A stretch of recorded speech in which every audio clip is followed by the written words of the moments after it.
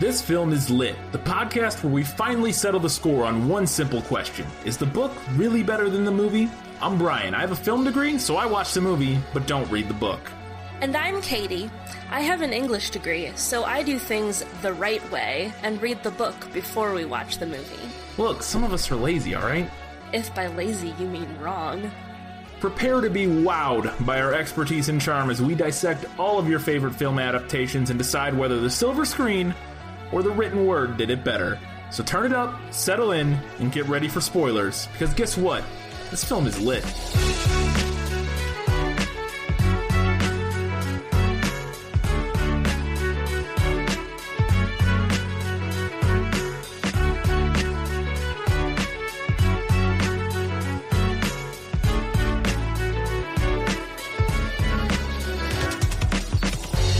Happy Valentine's Day. It's Gone Girl, and this film is lit.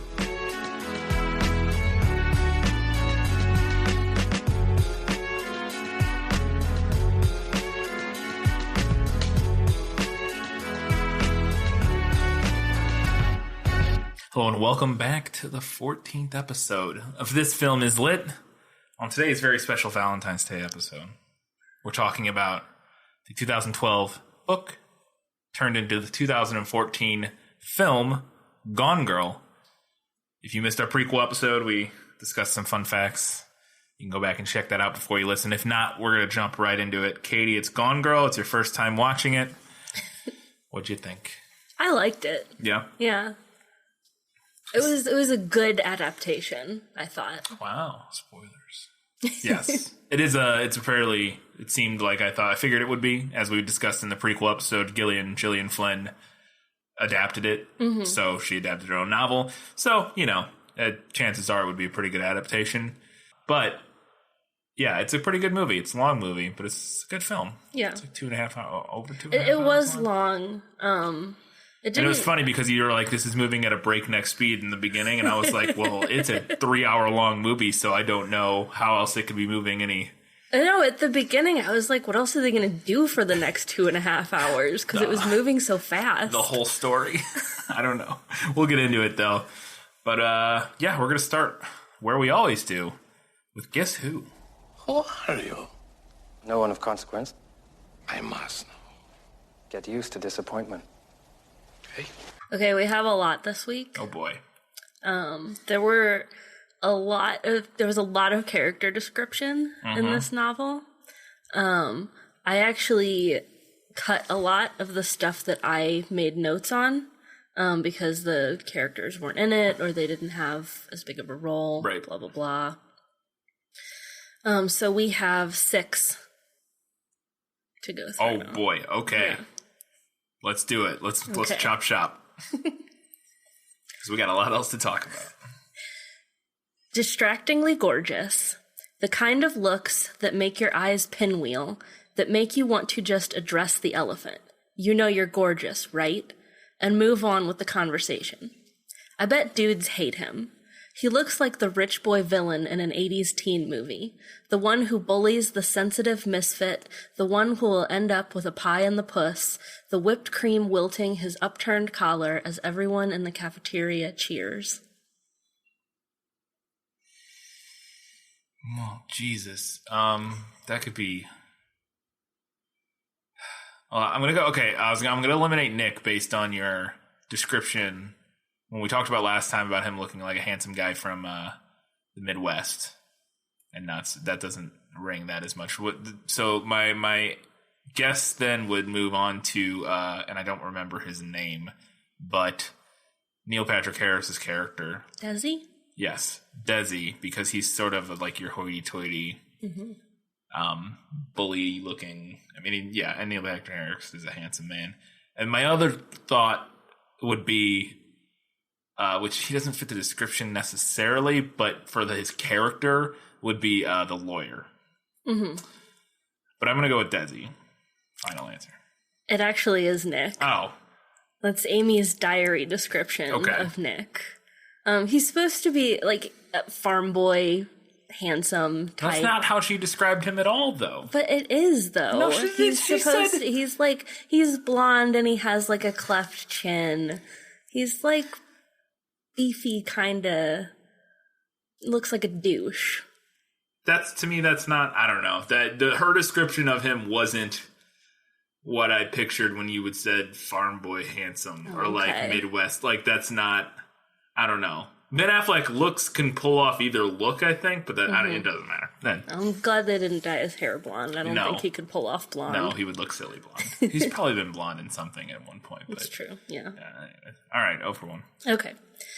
She is slender and strange-faced, which is not to say unattractive. Her features just take a moment to make sense. The broad jaw, the pinched, pretty nose, the dark globe eyes. If this were a period movie, a man would tilt back his fedora, whistle at the sight of her, and say, "Now there is a hell of a broad." The face of a 30s screwball movie queen doesn't always translate into our pixie princess times. Amy? Is that your final answer? Yeah. It's go. Oh. That's Nick describing his twin sister. Okay. Yeah, that makes sense. Mm-hmm. I feel like Amy also makes, well, whatever. This is impossible. The woman was surprisingly ugly, brazenly, beyond the scope of everyday ugly. Tiny round eyes set tight as buttons, a long twist of a nose, skin spackled with tiny bumps, long, lank hair the color of a dust bunny. I have no idea. My only guess is because I know that, and they kind of do it a little. The only, because I know that there's a character is what's her name from the Ozarks. But in the movie she's not ugly, but I could see. It's the only person I can think of where that description kind of makes sense. It's not Amy. It's not the neighbor. It's not the detective, I wouldn't think. I mean, maybe the detective. The only other person I could think would be if the Nancy Grace character is in the book. I'm going to go with the Ozarks girl. Final answer. I don't know. No, it's Detective Boney. Really? Yeah. Okay. I mean, they make everybody pretty for this. I know. But I was trying to see anything that, because to me with the lady in the Ozarks, I could at least see like sort of like trailer trash ugly was kind of like what they were going for. Mm-hmm. Maybe, yeah. I don't know. 0 for 3. Okay. Wide-set blue eyes under chocolatey waves of hair, cushiony lips parted just a bit, ridiculously large, real breasts, and long, thin legs and arms. An alien fuckdoll of a girl. I'm good. If I get this one wrong, I'll be very disappointed. I'm going to say this is Nick's girlfriend. Yeah, it's Andy. Okay. Andy, that's her, right? That's her name. You got one. Yay! That one was very easy. That was, super easy. Especially because I imagine that's Amy describing. That's Nick. Nick? I could see that too, to be fair. So, okay. No, I read that and I was like, gross. Yeah. That's gross, Nick. Yep. Okay. He looked the way I had always wanted to look, like a very handsome, very decent fellow. Something in the eyes, or the jaw. He had deep-set almond eyes, teddy bear eyes, and dimples in both cheeks. Well, Desi has dimples, I think, because Neil Patrick Harris has dimples.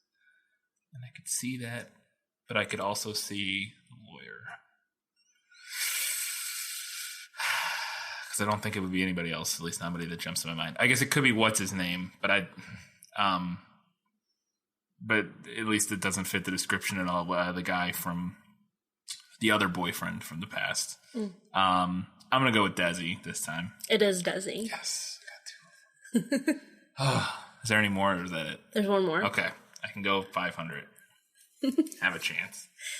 She has 2 gold necklaces, a perfectly round bruise the size of a plum near her left breast, and a shamrock tattoo just above her bikini line. Her swimsuit is brand new, cherry red, cheap. This one I'm going to assume is Ozark's girl. Yeah, it's Greta. Yeah. Greta, is that her name? Yeah, that's her name. There you go. Boom. Came back. helps that I was eliminating people as I went by getting it wrong. That's true. So that helped a little bit because I knew eventually we'd probably hit those characters, so I got to second guess them. All right, 3 for 6 isn't the worst. I think that's probably about how I'm doing overall, is about 50%. Yeah. If I had to guess, one day I'll go back and add it all up, but I bet I'm about 50%. So, Yeah. Oh well, not too bad. But there's very little description of what Amy looks like.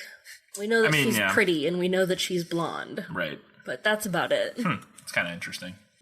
Well, in that case, 3 for 6, not too bad. Let's move along to, was that in the book? Nicholas Flamel is the only known maker of the Philosopher's Stone. What? Honestly, don't you two read? So, first one, though. Selfie lady. That moment where Nick is at the first after Amy disappears and he's at the Drury Lodge and the lady comes up and wants a picture with them. Does that moment happen in the book? Yes. It does? Yes. Okay. I don't know. That was because this is one of the ones where it was hard where was that in the book, I had a tough time because, one, I knew the author adapted it. So I knew most of the things probably-ish were going to be in the book. A lot of, at least, my guess was that she wasn't going to have added a lot of new things for the movie, whereas a lot of things would be removed. Yeah. Because that's what happens when you adapt a book, a 400-page book into a, 3-hour movie. Okay, so I thought maybe that was a little thing that felt like an easy thing for a movie to write in for a moment to kind of push along the narrative of him seeming untrustworthy, or not, like the public's perception of him. So I thought there was a chance that wasn't in the book, but it is. To go down similarly? It plays out a little differently. In the book, he doesn't ask her to delete it. Oh, really? He doesn't even think of it? Yeah, which I kind of preferred because he's supposed to be an idiot. And it's still early enough in the thing that he's not as aware of like the public perception and that sort of thing. So next, and now this is one I just thought of. Is their first meeting described in like when they meet each other? Is that in the book? Yes. Okay. In that, is it, whose perspective is that from? It's Amy's. Okay, so that makes sense then that we don't get a description to me. That's why I was wondering about the Amy description. Since it's from Amy's perspective when they first meet, it makes sense that we don't get her description. Whereas if it was from Nick's, we would probably get. Right. You know what I mean? Yeah. That's what I was thinking at least. So, okay. That was just a little one. But this one was interesting.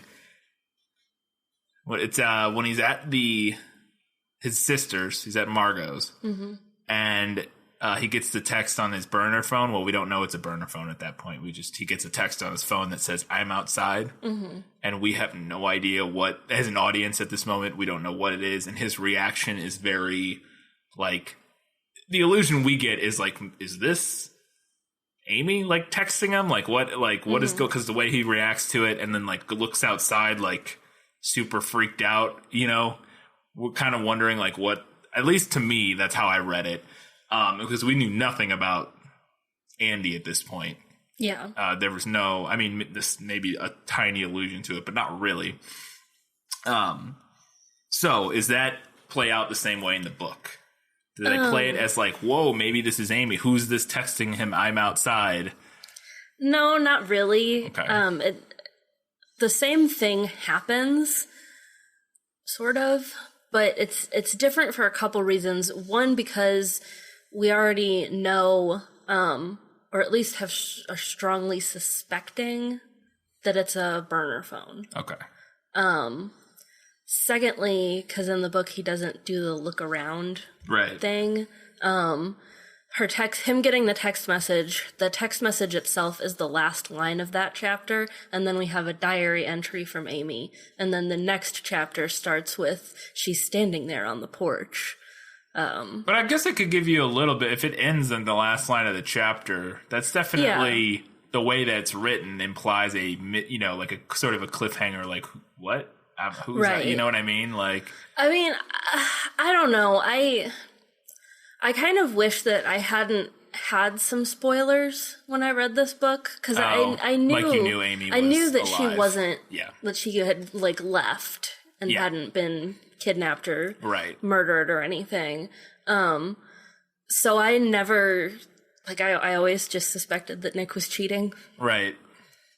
Okay. So it wasn't like a shocker moment to me or a moment of any kind of mystery. Yeah. I was like, oh, we're going to meet Nick's girlfriend now. Yeah. I mean, I guess I also, that might have been the only thing I had spoiled was that I knew, I guess I knew that, I didn't really know what happened or why. I just knew she wasn't dead. Obviously, like, I knew that wasn't how that story ended. So, so I wasn't expecting that though. Like I wasn't, because at that point in the movie, the way it had played up, I don't think they'd really alluded to that idea very much. They hadn't. Yeah. Unless I'm mistaken and misremembering, but I really don't remember them really giving any sort of hints, other than that their relationship's not great at this point. But like I had never, I don't know, it wasn't alluded to me that they had been cheating. And then because the moments where that stuff happened, like where they set that up or where they show even more of the fallout prior to her leaving, comes after that moment in the film. I'm fairly certain. So. Interesting. Okay, because I thought that was interesting. Could be an interesting change where they play it up as like it is like to me. I thought it was very like suspicious. Like what? Who's outside? What is going on? Yeah. So it's similar, but there's a little more hints to the idea that maybe he's having an affair. All right, last one for was that in the book? Just the line. This is the line we both laughed thoroughly at. Yeah. And that's when Nick says she's one of my students, speaking of Andy, and his sister says, fuck, Nick, I thought writers hated cliches. Which is a great line. That's a fantastic line. Great line. Is it in the book? It's not in the book. Okay.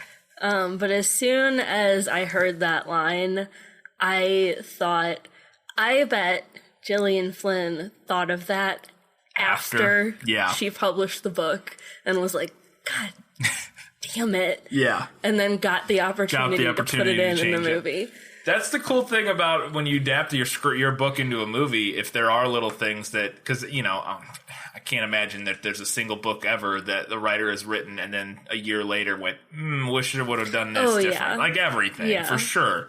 And so doing the movie, you get a chance to do that, or you get a chance to, you know, write a line like that. Yeah, to kind of even you get another chance to tinker with your own work, which is cool. Mm-hmm. Interesting. Well, great line. I knew it probably wasn't in the book just based on your reaction, because you would have had that. You would have known it was coming, or you wouldn't have had quite the same reaction when it landed if it was in the book. So I cheated a bit, but that's all I got for was that in the book, though. But I got some more stuff to get into in Lost in Adaptation. I'm excited. All right, sounds like it. Let's do it. It's time for Lost in Adaptation. Just show me the way to get out of here, and I'll be on my way. Where is it lost? Yes, and I want to get unlost as soon as possible. So I have a couple mysteries. I'm going to go backwards, I think, on this, because one of them I think is less discussion worthy and just more like I wasn't really sure why, sort of from a storytelling standpoint, or like what, just didn't really get it. First one, the woodshed. Amy buys all this shit. Right. On Nick's credit cards, and to set up the money troubles and that sort of thing. But then she puts it all in Margot's woodshed, and none of it is opened. And then the cops find it. Why did she put it in the woodshed? All in the boxes, none of it used, none of it, like, to me, that's so clearly suspicious, like that. And then you would lead the cops there. She calls the cops and says, I saw some suspicious person by Margot's woodshed. Right. You need to go check it out. So then they find all that shit. Unless there's something I'm missing, to me, I was like, okay, they knew about all this credit card trouble before, or the money troubles. The fact now that they just found all this shit randomly sitting in a shed completely unopened is actually less suspicious of Nick, like is less incriminating of Nick to me. Okay, I don't know.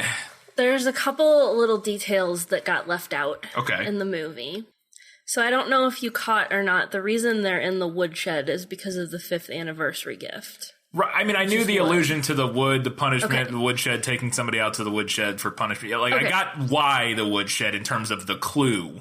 Okay. So, another detail that got left out is that she puts Nick's fingerprints on all the stuff. Oh, okay. Like, while he's asleep, she, like, presses his hands on it. Weird. So it looks like he put it all there. Okay, well, that's at least one, and maybe there is a line passing into that to say, and your fingerprints are all over this stuff, and that is, I just missed it, or, it wasn't, So maybe that is alluded to or something, but... Okay. So also, something that got changed a little bit was that the woodshed is a little farther away from Go's house in the book. Okay. And they don't use it, so they wouldn't think to check out there. And what Amy's trying to do with the woodshed stuff is she's trying to set up that Nick was like stashing this stuff away so he could have like a really cool man cave type life. Like after she's gone. Like after she's gone, right. And what it also does is implicates Go as a possible accomplice. Yeah. Okay. That makes sense. Yeah. Amy Dunn leaves no stone unturned. No, that's true. She wasn't a big fan of Go either, so... that makes sense, I guess. I just, like I said, I was just like, to me, it just seemed... So the fingerprint thing helps, and I didn't really consider the idea of, like, well, he's waiting, and then after she's gone, he's going to play with all his cool toys. Right. And then that makes him look like a liar again, too, because he tells the cops, this is identity theft, I didn't buy any of this, and then lo and behold, they find it, and his fingerprints are on it. And, too, I don't think they mentioned this in the movie, but, like, when they initially find it in the book, he tells them to check it for fingerprints. Oh, does he? And then they find fingerprints. I don't even think the fingerprint line is in the movie, because if it was, it would be such a whole... Because they definitely don't show her doing that. And if they had said, and your fingerprints all over it, the audience would be like, wait, how? Like, wait, what? So... I mean, I guess some of it, because at one point he goes in there, I guess there could be a scene where he, like, picks up some of it and looks at it, like when he first finds it in the movie. I don't know. Anyways. I also thought it was a little dumb on his part that he just leaves it all there when he finds it, and then the cops get called, like, the next day or 2 days later. Well, actually, they address that in the book, too, because at that point... he figures out when he finds the stuff that Amy's framing him. Yeah. Like, that's the same. Yeah. But then when he finds it, he's like, I'm not going to move it because I guarantee you as soon as I try, she has a trap set. Right. Okay. Fair enough. And he's probably right. Yeah, probably. Next one. This is a deep one. Well, we'll go to that one last because I think that's going to take the most discussion. This one, and maybe this is just me. I don't even remember noticing this the first time I watched the movie, but this time, they're meet cute in this movie. I found them to be so incredibly insufferable, and it may be on purpose, but their meet cute, the way they talk, the way they banter is so just unlikable, and like I was just like, you're gross. Like, both of you are disgusting. Like, just that the back and forth and like, yeah, insufferable is really the only word I can use to describe it. And like, I can like repartee, but theirs is like trite and awful, and like you can tell they just think they're so clever, and it's like it's so gross. Like, I don't know. So is that come across that way in the book? Did you feel that way watching the movie? Yeah, the movie version of it was bleh. I didn't feel that way in the book. The banter is not quite... Like, they have a little bit of banter, but it's not to the insufferable level that it is in the movie. It's so much back and forth. And like, yeah. And, like, the whole thing where he, like, covers his chin. Yeah. That's not in the book. Yeah. Well, see, that was honestly the least annoying part to me. But, like, just the whole... he's like looking around at other guys, like trying to figure out who her boyfriend is or if she's with somebody, and they're like dunking on all the other dudes in the room, and then like just the speed. And I guess what it is, it's that part of it is one, and it just seemed really insufferable, but two, it feels very fake because nobody talks like that. Well, like even super clever people don't really banter like that. It's interesting that you say that because that brings up one of the big questions. Yeah, that makes sense. Of this story. We got that from her diary. We got that from her diary. Fucking A. Yep. And we have no idea how much of that is real. No, a lot of it's bullshit. Fake. A lot of it's bullshit. Well, at least elements of it, because for sure, like the part where like he hits her or whatever, pushes her and she falls over, like in the movie, that's very clearly alluded to that did not happen. And so, now that's fair. They do make mention that the early days of their relationship are more true than the rest of it. But, but even still, that totally makes sense. Plus, she's fabricating all of these diary entries years later. Even if you remember some stuff about it, or like if I tried to write a diary entry about our first date right now, like... Right. Yeah. I remember some stuff, and I remember the general feeling of it, but I couldn't write down a word for word. No, not at all. Okay, that is interesting. I'd be interested to see if that is the case. If we're getting if we talk to fucking David Fincher or whatever, if that is the case, and there is a commentary, so I know there are elements where maybe they explain stuff like that in the commentary. I'd be interested to know if that is what is going on. If that is what we're getting is sort of Amy's recollection / retelling of that meeting, of their meet cute. And two, if so, is the reason it's so fake feeling and insufferable because of point one.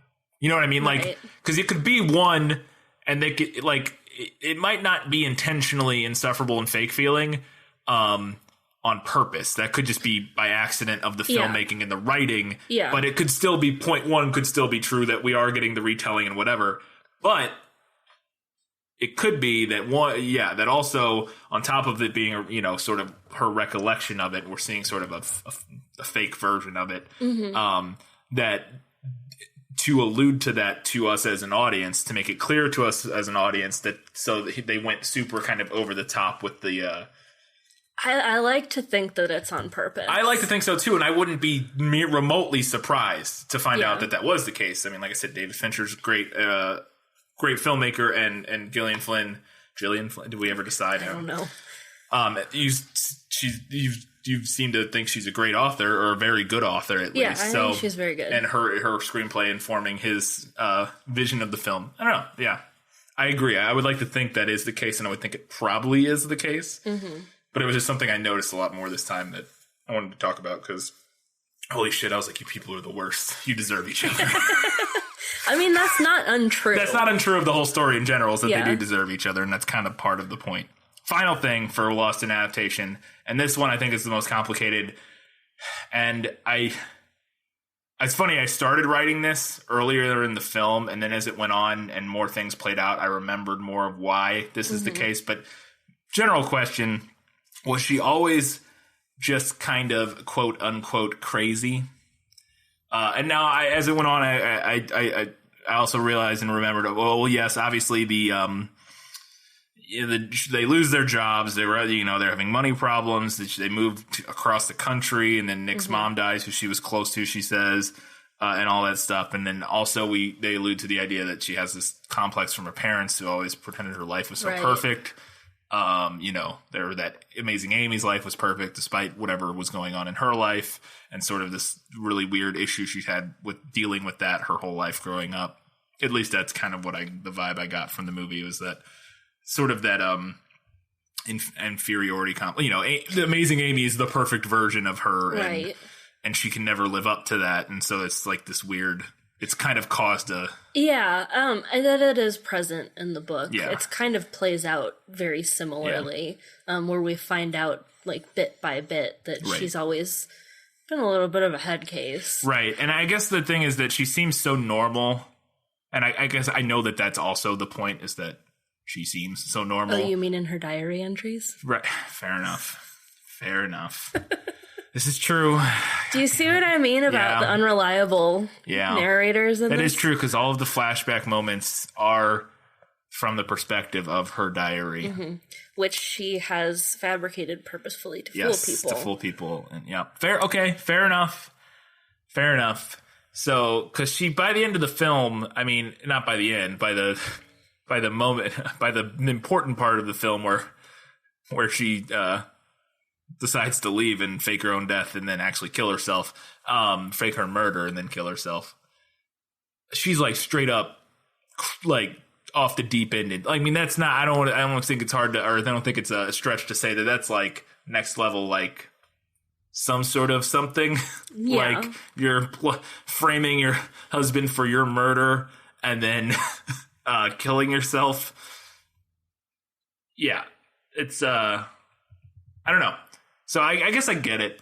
It was funny because this is on, like I said, I wrote it down at the beginning, sort of like fairly early, and then the longer the movie went on, the more I was like, okay, I guess I do get it. I guess I do get that what has happened. And then also your caveat of, she seemed normal in her diary entries that she was writing to incriminate Nick. So fair point, I guess. I don't know. Did you have anything to add on? I mean, on that train or on that? I think that the Amazing Amy thing would fuck up any kid. Yeah, that is true. And it's definitely in the movie, but and honestly, I don't think it's talked about enough in the book either. Really? Like, that's fucked up. Yeah. And I mean, they say literally that line about it in the movie, I think, where I think Nick or somebody says, that's fucked up childhood or something. I don't know. It's something. Somebody has a line to that allusion about that. And it's like one scene fairly early, and it can be easy with how much other nonsense goes on in the movie. It can be easy to kind of forget about that being like such an about that being something that informs who she is so much and kind of the person she grew up to be, and sort of the Well, that was all I got for Lost in Adaptation, so I think we're going to move on. Better in the book. You like to read? Oh, yes. I love to read. What do you like to read? Everything. Okay, so I wrote down a lot of little things that I now don't really think are worth talking about. Okay.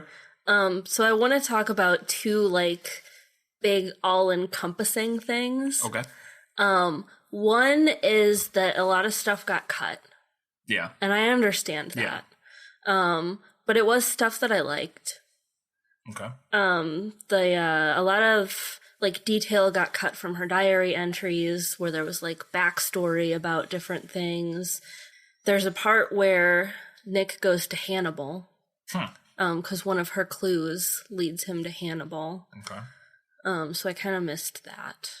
Does anything interesting happen there, or is it just like... Not really, but I kind of was looking forward to seeing it. Okay. Because, like, the way it's described is kind of atmospheric, and, like, they talk about how, like, the rundown tourist town that it is. Yeah. As opposed to North Carthage, a.k.a. Cape Girardeau. Carthage, yeah. Yeah.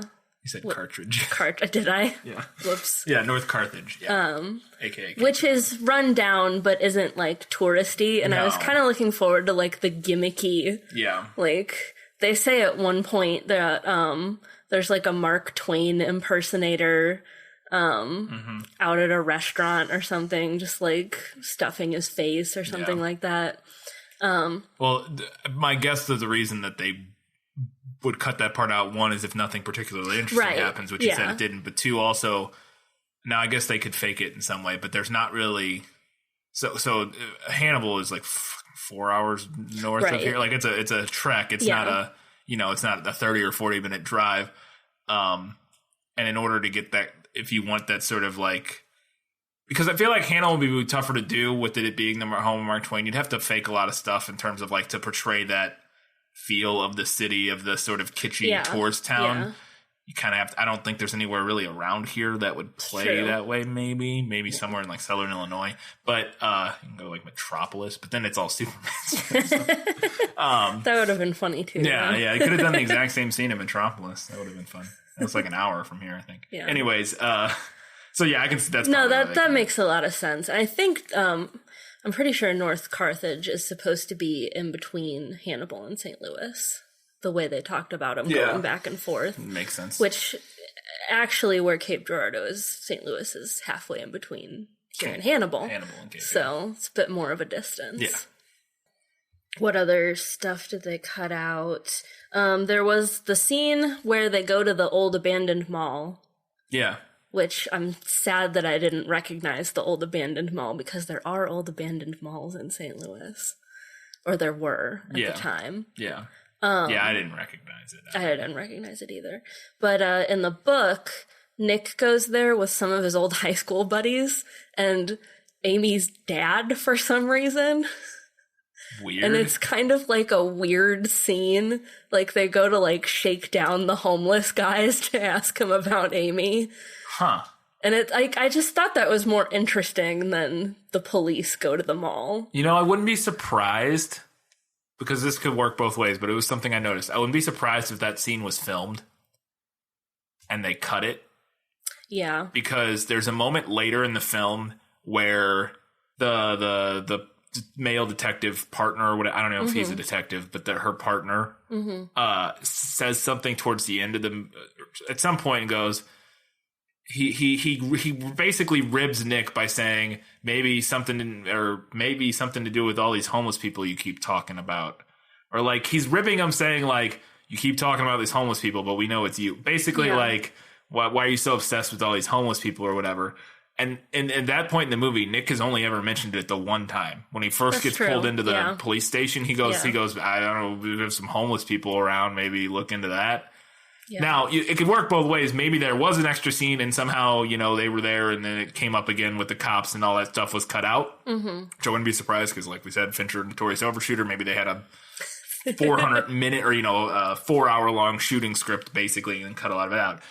But it also works in the sense that from the sort of put upon Nick narrative of where he mentioned this thing one time offhandedly and the cops maybe these homeless people, makes a big deal out of it. I don't know. Anyways.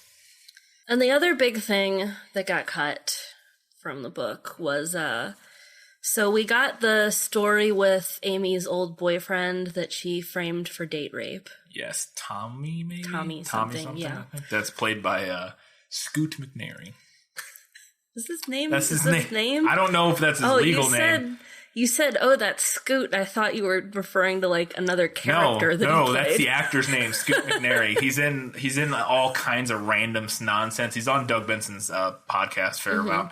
But he was the other thing people might recognize him most from it was if they saw Batman vs Superman: Dawn of Justice. He's the guy in the wheelchair. Oh. That blows himself up and kills like everybody in the courtroom or whatever. Yeah, that's Scoot McNairy. But if you look at his IMDb, he's just like one of those actors that shows up in like all kinds of huge movies, but it's like way down way down the building and shows up for 5 minutes or whatever. But anyways, Scoot. So we got that backstory, but there was another example of her doing that with a friend of hers in high school, whose name was Hillary. And basically what she did was, like, she tricked Hillary into doing all of this stuff so that it looked like she was stalking her. Oh, okay. And then, like, turned her into the school and got her expelled and all this stuff. Wow. Yeah. Well, yeah, and actually now that I mention it, and it's to touch on, because I was like, well, that shows that she's always been sort of batshit if that happened in high school. But to my point, even when I was thinking earlier, because when she first meets Nick, or to your point, that what we're getting is her version of that and how she seems kind of normal and whatever, and the cool girl or blah, blah, blah. But we will know that's not the case later because of the whole story with Tommy. Right. And even Desi to some extent. Yeah. With their previous falling out and that sort of thing.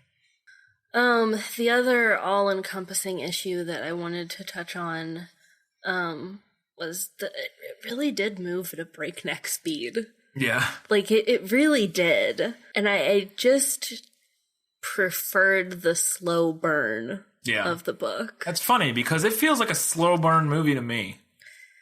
It is long. I guess that's why, because you hit the hour mark is when you find out for sure, like if you have nothing, you find out Amy's alive. Oh yeah, you don't mark. find out that Amy's alive until halfway through the book. Yeah, and that's a little under halfway through the movie, but roughly. It's like I said, it's just over the hour mark when we first see her driving down the highway. Yeah. And that's when we find out that she's not actually dead. But it was in little things. Like, police cast suspicious on him a lot quicker. Like all the press hullabaloo happened a lot faster. Right. It felt very sped up. Yeah. In ways that I didn't really care for. Okay. Well, to me, because it's funny you say. I mean, I would say funny you say that, but because it did felt slow burn. The movie felt like a slow burn to me, or at least I remember the first time I watched it for sure. And a lot of that is helped along by the soundtrack. The soundtrack's very good. It's Trent Reznor. It's really good, atmospheric, off-putting, slow burny, kind of like rising tension sort of. Yeah, like atmospheric, ambient noise and music. So I thought that helped do a good job of sort of selling the slow burn of it. But I'm wondering how they could have gone any slower burned, because it's already, like we said, a 2 hour and 40 minute movie. I know, and I can't see anything from the last hour and a half that they could really have gotten rid of, because there's a lot of figuring out what's going on in the, the Desi storyline and the blah, blah, blah, all that stuff. I don't know. So I'm just not sure if there's a way they could, short of making a 3.5 hour long movie, that they could have, or a 3 hour, literally a 3 hour long movie, that they could have had it, and without it feeling boring in the beginning. I don't know. That's true. I don't know. I liked the pacing of the book better, we'll say. Okay. Fair enough. And I think that is easier to accomplish In a book. Yeah. All right. Time for Better in the Movie? Yes. Better in the Movie. My life has taught me one lesson, Hugo, and not the one I thought it would. Happy endings only happen in the movies. Okay, I have a list of little things. Okay. Again, because this was very well adapted. And aside from cutting some stuff, there aren't a lot of huge changes. Yeah. So most of the things that they changed for the movie that I liked are little tiny details. Right. Like when they're the crime scene investigating the house and they see the little drop of blood in the kitchen, that's not in the book. Oh, okay. And I thought that was an interesting, ominous little detail. When Nick suggests in the diary entry, so who knows if it's real, he was like, we should go to Outback tonight. Yeah. I was like, that's a nice fucking touch. Yeah. Yeah, that's a good, who knows if it's real. Yeah. But that is a good, and the thing that was, to me, that feels not real. Again, that's one of those moments because Nick, while from Missouri, grew up he's been in New York for a long time. He's a fairly cultured dude. He doesn't strike me as the kind of guy necessarily, at least in the movie. Maybe there's more, we don't get to know him a ton in the movie. We get some of the discussion of him playing, again, it's in the diary entry, so who knows, just sitting on the couch playing video games and drinking beer all day. But I don't know. He's a teacher. He's a college teacher, and he just doesn't strike me as the kind of guy who's let's go to Outback Steakhouse for dinner. I don't know, but it is a good moment for sympathy for her. A good moment for what she's doing with his fake character development. Yes, exactly, exactly. So the diary. They don't find the diary until a little bit later in the book, but I really liked the way that it was filmed and the way that it played out with the simultaneous shots of the woodshed and the diary. Yeah, the action back and forth. Yeah, between Nick finding isn't that one? I think that's one of the two things that are the actions that are juxtaposed. Is that Nick figuring out what's going on, opens up the woodshed, finds all the presents and the final gift, or the Punching Judy dolls, and then the detectives finding the diary. Yeah, it's a really well executed sequence, and that's the big final, not final, but big where it finally boils over and to like both of them really figuring out what's going on at the same time, kind of. Well, the detectives figuring out what's not going on. Yeah. And Nick figuring out what's going on, but both of them thinking they've broken the case wide open. So anyways, yeah, no, it was really well done. When Amy is faking being held hostage at Desi's, which she does, but there's not as much detail about like what she does there in the book. And I liked where she like spills wine on herself and then goes and screams at the security camera. Yeah. I thought that was an interesting addition. Yeah. And then the other thing, and I mentioned this several times as we were watching the movie, the cat. Oh. So in the book, they have the cat, and throughout the whole thing, while she's missing and Nick is under suspicion, they only mention that the cat has been fed once.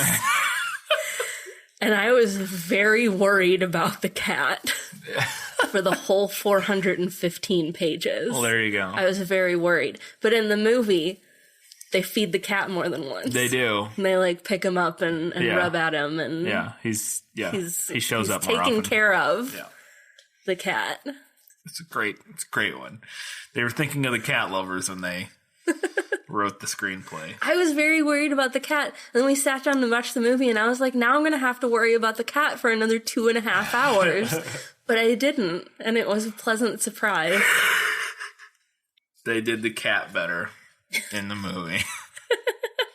It's brilliant They stuff. they improved upon the role of Bleecker or whatever his name is. I don't even remember them. I mean, I know they say it I once, think it's but Bleecker. I think it is. cool.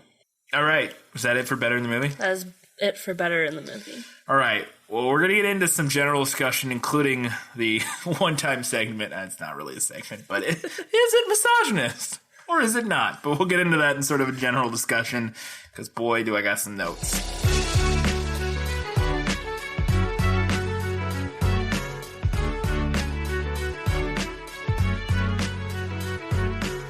Oh, I should have put this in. We're going to do it here because I don't want to have to go around and move it. This could have been in Lost in Adaptation. Oh, okay. Or was that in the book? But I figured it was neither. But so when she gets to the Ozarks, when Amy gets to the Ozarks, in the first scene when she's checking into her like cabin or whatever, she opens the fridge. There's 2 things in the fridge. It's like, I don't even know. It's like pickles and a carton of coffee creamer. And she grabs the carton of coffee creamer and throws it away. And then she goes outside, and literally 5 minutes later, Greta, right, or whatever her name is, the Ozarks. Yeah. When they meet, they're talking, and she says, "By the way, do you happen to have any creamer?" It's so weird and random. It is weird. And I was like, It's not in the book. okay, because I was like, is there some meaning to this that I'm like not like what? That's so strange. Because yeah, unless I'm misremembering, but like I swear she goes in the fridge. There's like 2 things in it, and she throws it, and it's creamer, and she throws it away. And I mean, it's probably expired. Who knows? Yeah.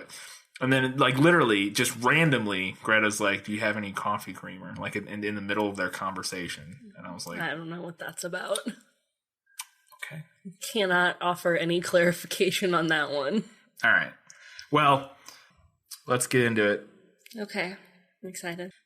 So, I want to start with some of the other general discussion that I was going to talk about. Not general discussion, but some of the stuff I had in the prequel episode that I pulled and saved for this, and kind of her talking about it and that sort of thing. And then I want to get into sort of, I don't want to say my rebuttal, but just sort of where I'm coming from and some of the things I picked up from watching it again and why I still kind of have problems with elements of it.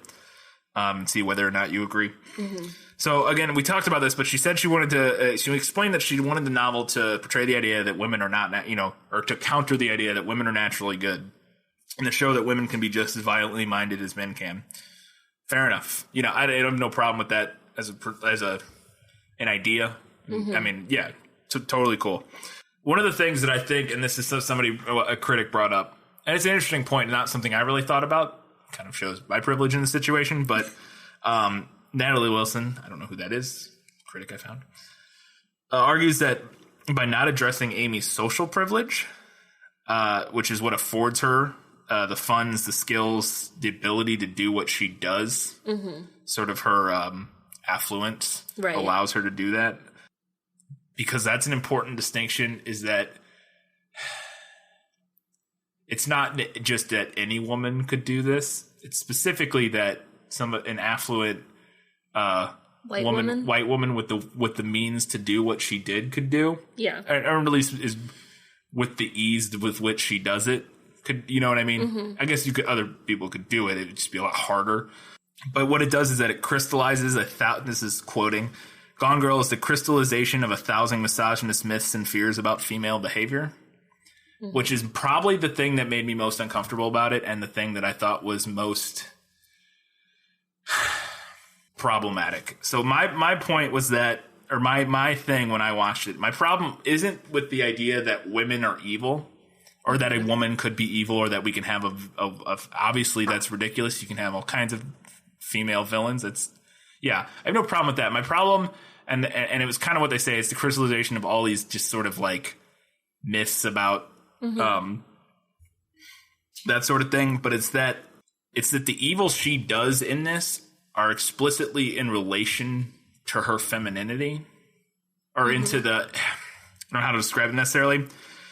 Is that it not only is exclusively tied into that, but it ties into all this like very prominent anti-feminist like rhetoric that kind of poisons the discourse in terms of like and what the thing said, it ties into all these misogynist fears about women and they're manipulative and conniving, and they're and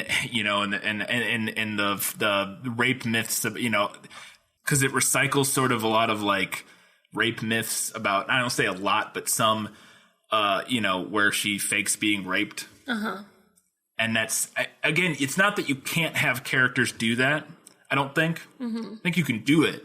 It's just the culmination of things throughout the film as it went.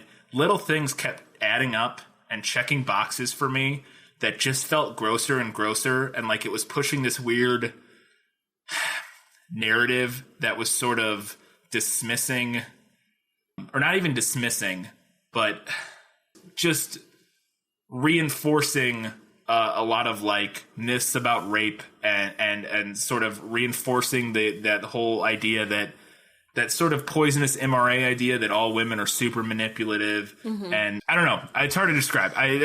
Yeah. So, okay, I do have some thoughts on this.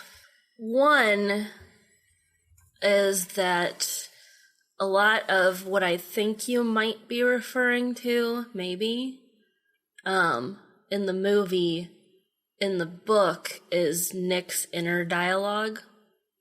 So it's kind of like a lot of the icky ideas are coming exclusively from him, almost. Like I can't think of any specific examples now, but there are a couple things where he says stuff out loud that in the book is his thoughts. Yeah. So I think that could be factored in as a change from book to movie. Here's some of the things that, and I think to what you're talking about with Nick, and to me, I guess part of the problem is that, and maybe I'm wrong, and you can correct me if I'm wrong, because I can see it both ways. To me, I don't think we're supposed to like Nick entirely, but I definitely feel like the audience is supposed to mostly identify with Nick in the film. Yeah. I feel like we're supposed to be kind of on his side. Yes. And I think that's where my problems come in. Is that, and now I guess I ultimately don't, I guess I end up more on his side than her side.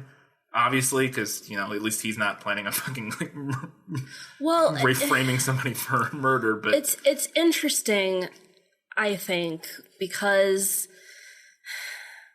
I do agree with you that we're supposed to sympathize with Nick more in the movie. And I think that they may have done that because it's a movie. Yeah. And because you need a character to sympathize with. But when you read the book, that's not really the case. I think you knew don't that. really Yeah. sympathize with either of them. Yeah. And while, yes, Amy's, what she does is, when you look at all of it in black and white, is worse. Yeah. Like, it's worse to Right. frame somebody for murder or rape than it is to cheat on your wife, I guess. Kill somebody also. She murders somebody. Right, she does murder Desi. Rip Desi. Not Rip, that dude was an asshole. He was kind of an ass. But it just feels more complicated than that Yeah. when you have more of Amy's perspective. Yeah. And you do feel sorry for her. And I felt that in the movie. I don't want to completely write this off. I don't want it to come across like I feel that's how I feel, because I definitely get that in the movie. Part of me wonders how much that's me or a person like me versus your general audience goer would get Sure, that. yeah. I guess maybe part of that is that for me, I actually don't sympathize with Nick a ton. I mean, I do to the extent that he's not like the worst person in the world, but like I don't actually sympathize with him a ton because he's cheating on his wife and he's like super, at least from what the version we get from Amy's diary, he's incredibly like inattentive and just like, and to my other point, he drops a lot of shitty MRA talking points throughout the movie. He does. And my problem is that when I'm worried that he's the sympathetic character to 90% of audiences without them really thinking about it. Right. And then he's sitting here dropping these sort of like generic, like, I mean, I wrote some of it down, some of the stuff that really was like, felt really gross. Well, at the one point where Tyler Perry, the lawyer, Tyler Perry's character says, yeah, play up the doofus husband stick. I'm a fuck up. I'm an idiot. That sort of thing. And Ben Affleck responds by saying, yeah, like men are supposed to do in general. That's sort of like, oh yeah, it's real tough being a man in America. Like this sort of like victim narrative of him. Like, I don't know. And like I said, like that stuff is mostly his inner thoughts. Yeah. And it comes off as, I don't want to say grosser. Yeah. But he does come off as like grosser in general. Well, yeah, your description of him describing Andy. Yeah. Like, it's so there's more things like that and because we don't ever get that. That's description is the first time he sees her when she's his student. Yeah. Like, that's gross. Yeah. So, like, the thing, I guess that's the idea, is that he's definitely... Yeah. I guess my problem, and then maybe this is what it boils down to, is I think maybe what she wrote is a much more nuanced and interesting look at this, where he's not supposed to be super sympathetic. You're supposed to kind of understand why Amy does what she does, to an extent, to some extent at least.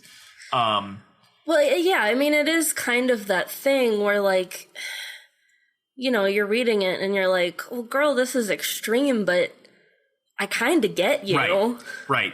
And so my problem, and I say problem, it's not my fucking problem to have, but my worry, I guess, is that maybe I'm being, I don't know, maybe, people can tell me if I'm wrong. Maybe I'm being, maybe I'm not giving audiences enough credit, / I'm like overplaying it. I don't know. But like, to me, my worry is that when the movie, I feel like in general to people, Nick would come across sympathetic, right, and she would just come across as this evil villain.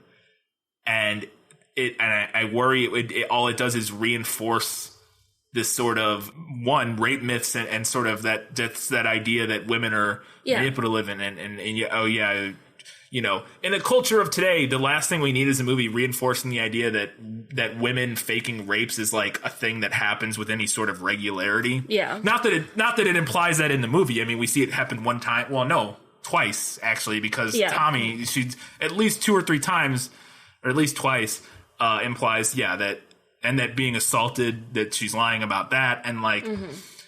To me, it almost just feels irresponsible. Now, I don't want to say it is irresponsible, because I still think you can tell those stories, and I think if you do it well enough, which I don't even want to say the movie doesn't do it well enough, because I think me and you both understand watching the movie that it's not as simple as that Nick is right and that Amy's evil and that and that we're supposed to be cool with everything Nick does and sort of chuckle at his like boneheaded like misogyny. Like, I don't think we're supposed to be like super into that.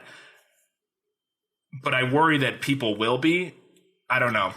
No, I agree with you. I see where you're coming from, definitely. And I do think the book has a more nuanced view of it. Not that Amy is one-dimensional in the movie. I don't think she is. No, yeah, I don't think she is. But she's definitely more fleshed out in the book. Yeah.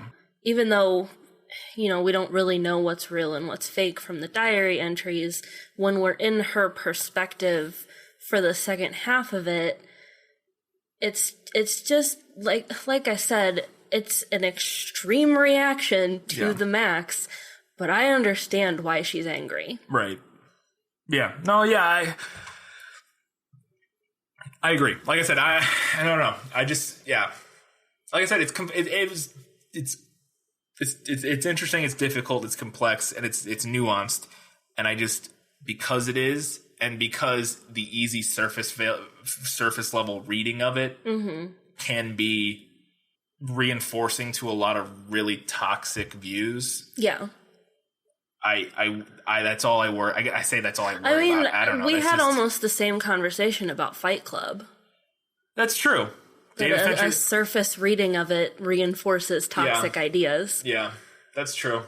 I guess I'd be really interested to sit down. Not me. I'm not a good enough not smart enough or well-spoken enough to have these kind of conversations with David Fincher. But I'd be really interested to have somebody who was good at that kind of stuff to sit down with him and sort of actually like pick his brain and see what his angle is. Yeah. Or I don't know, not angle, but like where he kind of comes down on some of that stuff. To touch on that a little bit more, I said to put a pin in the fact that in the prequel episode that one of the reasons that Fincher cast Rosamund Pike was because of her ambiguous age. Right. Part of the reason that felt gross to me when I heard that was because to me it just ties in more to the sort of idea that this could be any woman could do this. Okay. It sort of ties into that. Because to the audience, when he said, I want somebody whose age is ambiguous, she could be 25, she could be 45, all of a sudden you hit this wide swath of women so that any dude who watches them, and I'm not saying this is his meaning, because I can also see the other side of it for the pure... well, it makes sense for practicality. Yeah. Because we have to see them through a range of years. Right. For practical reasons, it makes sense. Also, just on a pure, like, horror movie level...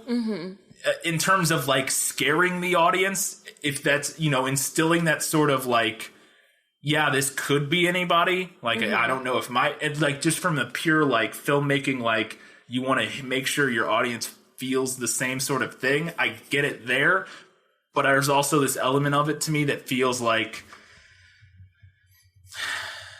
I want to make sure I get an actress that the fact that he said that makes me feel like he went, I want to make sure I get an actress that is sort of generic enough or like, ambiguous enough that she could be any woman. And that sort of ties into to me, the sort of weird reinforcing of bitches be crazy. Yes, bitches be crazy. I don't know. I'm not saying, I don't know. It's just feelings I had. Yeah. I mean, I will say, while there aren't any well-portrayed women in this movie, goes fairly... she's fine. I mean she does. I do have a problem with how much she calls Amy a bitch all the time. But there aren't really well-portrayed men either, no, which we can get into. No, that's true. I think that her conniving nature is kind of countered by other women in the narrative who are clearly not conniving. Yeah, that's fair. Yeah, no, I get. Again, I'm not hard pressed. I don't know. I agree. I agree that it's not. No, and I don't disagree with you at all. I think a surface level reading of it is troubling. Yeah. I'm just offering a counterpoint. Yeah, and it's a counterpoint that, like I said, I've considered and I've and I don't even disagree with. I think it's just an interesting thing to discuss, and I still don't know exactly where I land. What I want to know, and I don't know if I'll let it know, if maybe there's a way to tell the same story but avoid some of the elements that are reinforce some of the like weird toxic ideas about rape myths and women lying about being assaulted and sexually assaulted. And I don't know if there's a way to do that and tell the same story without reinforcing those weird myths and sort of fears of... Yeah, I don't know if there is, because at its core, it is about the roles that we all play. Yeah, I know. I agree, yeah. And like I said, maybe I'm being what is the word? Disingenuous? No, not generous. It's just not generous. Maybe I'm not being generous to audiences. Maybe that, yeah. Like, in that... Maybe I'm thinking that people will just take it, way more people. Maybe I'm assuming way more people will take it at a surface level without really thinking about it than actually will. But then again, I exist on the internet, so I know that I'm probably underestimating the number of people who will take it as a reinforcement of all those fucking terrible views they have. I don't know. Yeah. All right. I don't think there's an easy answer. No, I don't think so either. And that's cool. That's a good thing. I mean, I say cool. It's a... No, yeah. Our art and our media should challenge us. Yes. From that perspective, it succeeds in the same way that, in a similar way that Fight Club did. Yeah. In that regard. Which, yeah. And I mean, if you're interested in exploring that more, I know I keep adding to your reading list. Yeah. And I know you know the way it ends, but... That's true. I'm just saying. Oh, and the last thing I had, just the only other note that we hadn't touched on, is that although it makes perfect sense after reading your description, Nick's description of Andy, I thought it was kind of super gross and telling of them to cast, not only to cast Emily Rata, whatever her name is, as Andy, but they did it on the basis of that Blurred Lines music video that she's in, where she's just naked the whole video. Yeah. But... And, like, it felt like a super objectifying way to cast somebody. But then again, for that role, it actually works because it's gross, probably. Yeah. If you know what I mean. Yeah. Like, it actually, the fact that it's gross is actually makes sense. Yeah, that makes Nick, what the fuck his name is. The guy. Oh, wait, what? No, the guy. Who the fuck sang Blurred Lines? Oh, Robin Thicke. Yeah. I don't know. I've blocked that song. Right, anyways, but from what it sounded like, it was like Ben Affleck and Fincher, they picked her because of that. And I mean, I guess it actually makes sense. And I mean, she's fine in the role. She does a good job. Meta. She's barely in it, but she does a fine job sort of playing the ditzy college girl. Yeah, she's kind of an innocent airhead. Yeah. Which, no, she's a moron. Yeah. She's like... Let's even set aside starting an affair with a married man. His wife is missing under suspicious... Why are you going to his house in the middle of the night? Idiot. She's an idiot. She's an idiot. Yeah. Again, a woman who could never be conniving. No, it's true. Way too dumb. Way too dumb. All right, let's get to it then. It's time for the final verdict. Now... Are you ready for your sentence? Sentence? But there must be a verdict first. Sentence first, verdict afterward. Katie, Gone Girl, is the book or the film better? I'm gonna give it to the book. I knew it. I think that while there's a lot of interesting analysis to be said about the film, especially like past that surface level, like we talked about, I think the book is a more nuanced and in-depth and developed version of the story. Yeah. All right. Cool. Gone Girl, book wins. I had a feeling that was going to be the case when you said it was your favorite book you've read this year. I was like, even because like at that point, it's like, even if the movies, you just prefer books in general. So, like, even if the movie was, like, really good, which it was. It was. Yeah. No, it really was. Still go with the books. So. It was a good adaptation. Yeah. Well, all right, then. That's going to do it for our discussion of Gone Girl. Katie, what's next on the docket? We're going to do The Curious Case of Benjamin Button. Oscar winner? Definitely nominated for a bunch. Yeah, I don't know if it won Best definitely Picture, but it was nominated. nominated for Best Picture. Based on a short story by F. Scott Fitzgerald, Oh, really? who you might know as the author of The Great Gatsby. Yeah. Didn't know that. Yeah. Huh. I've never seen this one or read it, so I'm excited. I haven't either. Well, And I'm also excited. Yeah, because it looked like an interesting movie. I'll be honest, I thought it looked like a boring movie. So we'll see. I don't know. Something about We'll it. see how it goes. Yeah, something about it. I remember when it came out, I was thinking that looks it's like kind of a weird premise. So. it just looks boring. I'm sure it's great. Like I think I would have thought the same thing about Forrest Gump. Yeah. Like that looks boring. Forrest Gump's a great movie and really fun. So, who knows? But yeah. All right. So we'll look forward to that. We'll have our fun facts in the next prequel episode. And a review of Black Panther. So we're going to see that Friday. Until then, check us out on Facebook, facebook.com/thisfilmislit, or actually just search. That might be correct, but also just search This Film Is Lit on Facebook. Twitter is @thisfilmislit, and our subreddit is reddit.com/r/thisfilmislit. And we are This Film Is Lit on Goodreads. And Goodreads, as well. yes. If you want to know what we potentially have coming up in the future, or to suggest a book on the subreddit, there is a thread that has the movie list so far, or at least as it was a week or two ago. Yeah. There might be a couple more added on since then, but mostly the list that we have. And when I say list, there's not any order applied to that yet. It is just the bulk list of all of the things we... It's my dumping ground for Yeah. every time I hear of something that's based on a book. Yeah. So you can check that out, and then in the comment section for that, if you have other suggestions, feel free to throw them on there. It's probably already on there, but if it's not, throw it at it. Until next time, keep reading books, keep watching movies, and do both for Gone Girl, because it's pretty good stuff. It's really good stuff. It's really good stuff. And you can argue with me about whether or not it's sexist. Come at me. I don't know. So please help me figure it out.